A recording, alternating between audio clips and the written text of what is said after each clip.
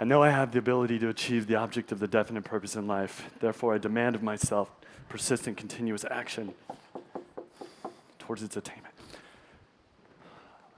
Yes, are you the homeowner here? Mm-hmm, yeah. You are, okay. No, I'm not I- interested. I just had a No, quick. thank you. Oh.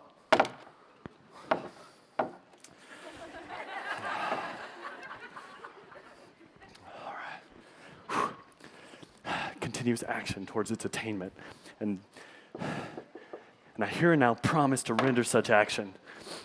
Second, I realize that the dominating thoughts of my mind will eventually, yes. Yeah, you selling Thin Mints? No. Not interested. No, I just had a quick.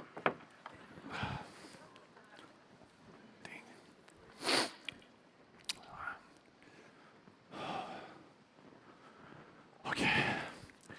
I know through the principle of autosuggestion, any desire that I persistently hold in my mind will eventually seek expression through some practical means. Oh, hi, yes. Are you, no. Are you the homeowner here? No.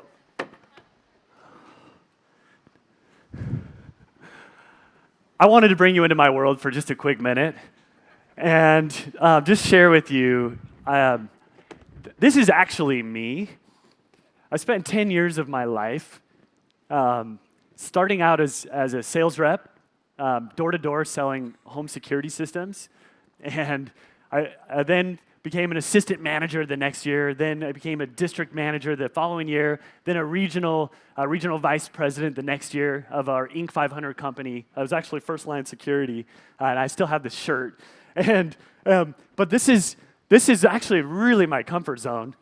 And from there, I ended up starting a company, and we ended up taking it nationwide. We took it public in 2010, and I want to just share with you 3 simple principles that I learned that I believe are a direct strike relating to you. And I want to just share in 20 minutes just 3 pieces of wisdom that I think if you are willing to open your mind, and our culture is to be learn-it-alls. And I know that you know a lot. But with that, I want to invite you to consider these 3 principles. And if I could share 3 things with you from over a decade of trial and error, of struggle, hardcore struggle, and some incredible success from persistence. I want to just share with you that first of all, the 3 major roadblocks. These are the barriers to success. And you know what? These doors are really like a big barrier, right? Like if our goal is to if my goal was to get in the home and like help serve this family, this door served as a very strong barrier. And I want to let you know that I learned a few principles of influence to help these barriers become some of our best friends, some of my, a place where it's actually comfortable. And I learned you're not going to get every door, every person you talk to, they're not going to be interested, you're not going to be able to connect. And so these 3 barriers, here they are: FUD, clouds, and mindset. These 3 barriers, if we let them, will stop us and stop us consistently. But this few minutes with you is about how do we overcome. So I want to start with just sharing, if you have a garden and you have some beautiful flowers that you're growing, you're trying to cultivate, you're trying to have the flower garden, be beautiful and produce some just like a nice little setting. What kind of inevitably happens to like a flower bed? Yeah. Weeds start to grow. And so what do we do when in our beautiful flower bed, when a weed comes, what do? You pull it. You pluck it. You see the weed, you're like, all right, and you get it, and you try to get it by the what? By the roots, right? You want to get down and sometimes they're hard. Sometimes it's like, and you have to call for backup to like pull you, and you're pulling it. Sometimes the weeds are hard, but what happens if you don't pluck the weed? Yeah, the weed the weeds will choke out that beautiful plant. And so with that, you got to pluck the toxic weeds. What I want to chat with you about is I wanted to give you this illustration because if you don't pluck the toxic weeds out of your mind, there's no chance. And you may have noticed, and this is actually a real thing. I wanted to give you an actual window into like what it might look like for a second. This is how one strategy to be able to like pluck those toxic weeds. If you leave it to yourself to just be out there and get rejected and be like, hey, I'm thinking about whatever, right? You're just like, oh, what? Like if you allow anything to just enter your mind, anything is going to enter your mind. But for me, I learned I had to be on purpose. I had to be like, okay, what do I want to fill my mind with? And these are actual note cards. And I found my old binder. It's all beat up. And this is my old shirt. And these are actually my old shoes that I used to wear. But I had inside here, I have all these cards. And this is what I did to fill my mind and to memorize things, to put things in my mind that I wanted to have and kind of implant in my mind so that I'm not like allowing that person who's not willing to listen to me to like fill my mind with these toxic weeds. Does that make sense? Yeah. And so this was a strategy that was powerful. And I'll tell you what, most of the time, do you think most of the people were interested in what I was saying? No. In fact, the minute they saw me, automatic response of, I don't know you, I don't like you, you're gonna try to rob me, steal my time, steal my money, I'm not interested, and I don't care. Sounds like an impossible, like, situation, right? These 3 strategies that I'm going to share with you right now changed everything. So, you got to pluck the weeds of your mind, and so here's the deadliest weeds of the mind I learned firsthand experience. I learned, you're looking at me 10 years of learning that these weeds, fear, uncertainty, and doubt. These three weeds, man, they will get you, and they've gotten me over and over. And I've had to learn that, you know what? You got to pluck the FUD. I learned I gotta pluck that FUD. If I don't get in there and pluck that FUD will pluck me.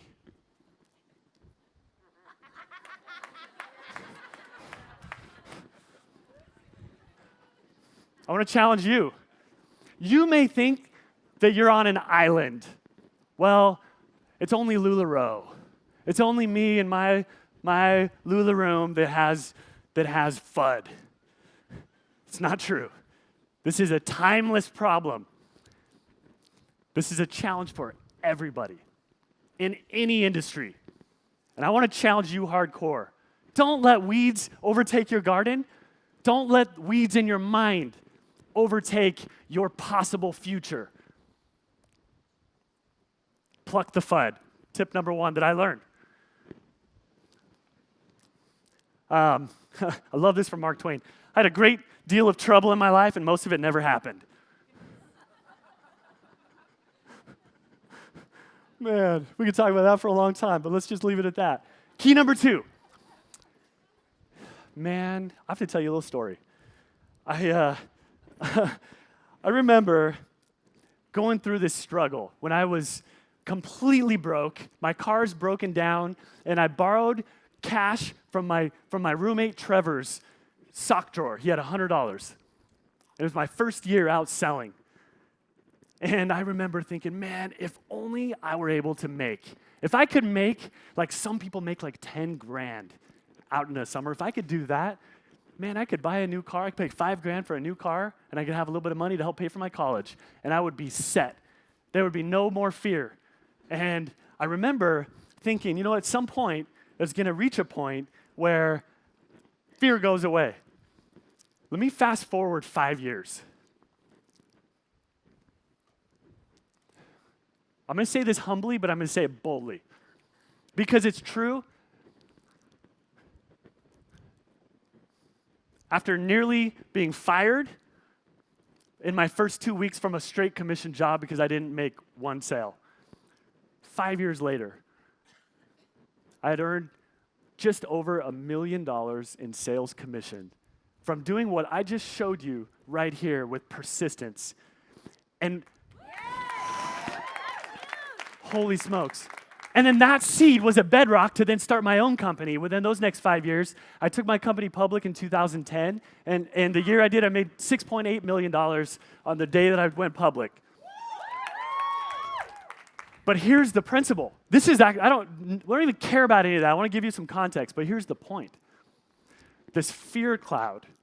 I have this belief that once I reach a certain level, once I reach a certain place, I'm like, dude, the fear can't find me.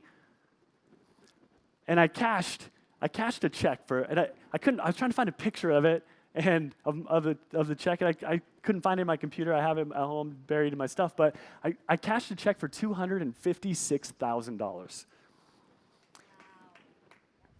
And I was like, I've made it. I'm 25 years old, and I've made it. Like, I can pay off my house with this check. I wish that would have been smart if I would have done that. And so, but here's the point. Not even a week later, not 1 week went by. Guess what found me? Fear. Honestly, I was pissed. I'm like, no, that's not what happens. Why am I feeling afraid right now? Like, I'm good. I've made it. I've arrived. Like, I learned firsthand that no matter where you're at, no matter what's going on, the cloud is trying to find us as human beings. This cloud, every day you go to sleep, you wake up the next morning, the fear cloud is there. You got to ditch it. And so that's what I want to share with you. I want to share with you that 3 keys to ditching the fear cloud. 1, just recognizing, okay, you know what? I'm feeling fear. That doesn't mean that there's something wrong. That means something is right. If you're feeling fear, don't be a victim to the fear. Don't be a victim to the cloud. Oh, why is this cloud always following me? 3 strategies to ditch the fear cloud. You got to ditch it. And who's responsible to ditch this cloud? Is somebody else going to do it for you? No, we help each other. We strengthen each other. That's part of it. But man, nobody's going to ditch that fear cloud but ourselves. And so here's just a few strategies. And you got to get away from it. You got to run through it, and you got to find its silver lining. So to get away from it, you got to outrun it, right? You got to take action. And you got to stop hiding and start doing. Stop hiding behind the story of why we can't have whatever it is that we want, and start taking action and pursuing it. And so you got to get away from it. You got to lose it. And this is a principle that you guys are so good at, and I admire you. I'm grateful for your example, because you lose the cloud. The fear goes away when we lose ourselves and we don't make it about ourselves, and we make it about somebody else, and really trying the best intent we have to be helpful. We lose the cloud, and we lose the cloud when we do. That's when we lose ourselves in the service of other people. That's when we find ourselves and the cloud goes away. Does that make sense? Yeah. The third, you gotta just run straight through it, right? Fear is just false evidence that appears real. It's just a cloud. It's not even real. It may look dark and scary, but sometimes you gotta run through it. And it's just tiny droplets of water. That's all it is. And so fear things first. We had a thing on our door that said, hey, look, every day we'd go out to go sell, and we'd like tap on the door. We'd jump up. Feared things first. If I'm afraid, I'm going to jump at it. And that's where you got to eat the frog. The things that you're afraid of, jump straight through them. Take action, right? And so you want to find a silver lining. What's the positive in this cloud, right? What's the positive? And you can't change the wind. You're not going to be able to change the wind. That's not going to happen. But you can adjust your what? Yeah. You can adjust your sail. That's within your control. You can't change the wind. Anybody that tries to is going to go insane. Control the controllables. So I love this from Marcus Aurelius, just some great wisdom. Choose not to be harmed, and you won't feel harmed. If you don't feel harmed, you haven't been. You haven't been harmed. And so there's some choices in this. I want to share the third key to kind of close this out. Oh, you bet. Thanks, Deanne. I'm just looking at my time here, and I'm like, whoa. Screenshot. All right. Okay. So choose not to be harmed, and you won't feel harmed. If you don't feel harmed, you have not been. Key number 3. I want to close out with this key. Stand guard. Like, what does a guard do? Sorry, I'm not a good example of this, but a guard's like, don't come in here. Right here, come on up.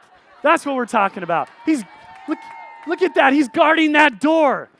Do you think there's any chance of me getting through that door? No way, right? It's not, whoa, holy smokes. Whoa.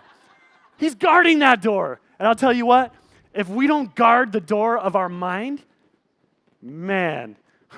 So I spent this over a decade with salespeople. They would tell me, and this is a picture of our area map we'd have on the wall. And we would divide out areas and say, okay, John, you're here. Sally, you're here. And we would go through and we would divide up and we'd go. I spent my whole career and my first couple years myself believing that, I hope I get a good area. I hope the little piece that I get, if I get number 2 on this thing, or if I get number 5, man, I sure hope that's a good area. And we'd come home at the end of the day, and inevitably, for years and years and years and years and years and years, my area's not very good. Or, this time I got a really good area. And this whole talk about area, here's what I learned. You ready for this? This changed everything for me. I learned that the only area that actually matters is the area behind the eyes, between the ears. That's it.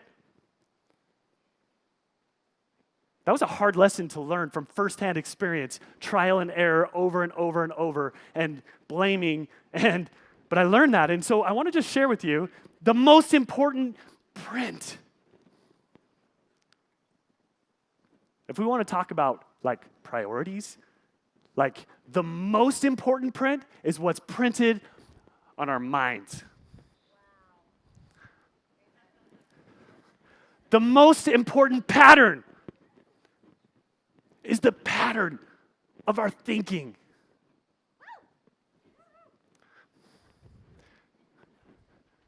The most important inventory is the inventory of our thoughts.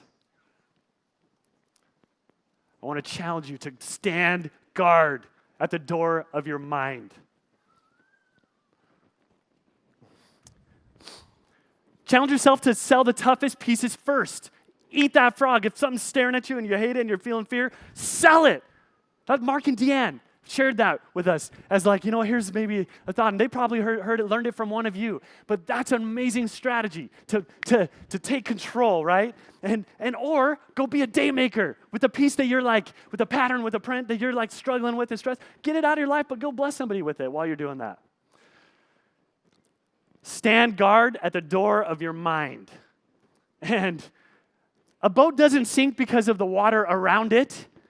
Think about it. In the ocean, there's all this water. It doesn't sink because of the water around it. Why would a boat sink?